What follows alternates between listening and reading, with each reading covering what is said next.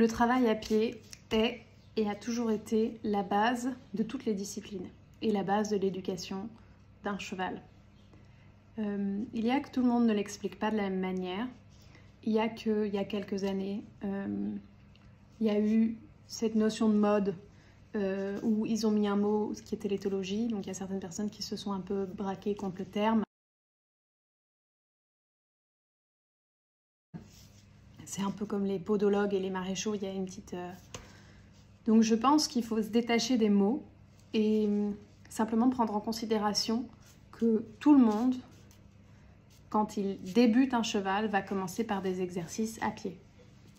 La personne qui fait un débourrage classique va commencer par longer, emmener le cheval d'un point A à un point B, et finalement le cheval va être éduqué par tout ça. Moi, très tôt, j'ai travaillé mes chevaux en liberté. Je commençais par la libre personnellement et ensuite je me mettais online, et je sais qu'il y a des gens qui le font dans l'autre sens. Maintenant, ça dépend un peu des chevaux. De toute façon, notre technique, on l'évolue tout au long de notre vie.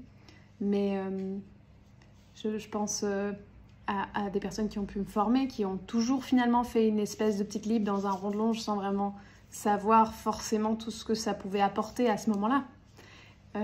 Faire sauter les chevaux en liberté. Il y a plein de choses qui se passent quand on fait sauter un cheval en liberté. Il y a plein de codes qui se mettent en place. Et simplement, du coup, tout le monde y va un petit peu de ses mots et il y a un petit peu de rejet par rapport à l'effet de mode. Et moi aussi, je suis pas très mode. L'autre jour, je suis arrivée à un entraînement pieds nus et on m'a dit « Ah oui, de toute façon, c'est la mode. » Non, en fait, moi, mes chevaux, ils sont pieds nus depuis 2014. Je t'assure que c'était pas la mode. Je tiens simplement à faire cette vidéo pour ouvrir l'esprit de chacun. Mode ou pas mode, vous faites énormément de choses à pied. Et je pense que de perfectionner ça, de prendre encore plus de compétences, ne sera que mieux pour vous, pour votre cheval, pour la qualité de votre équitation et pour alléger un maximum toutes les aides dont vous aurez besoin. Je pense que l'idéal d'un débourrage, c'est qu'il n'y ait pas de débourrage. À plus.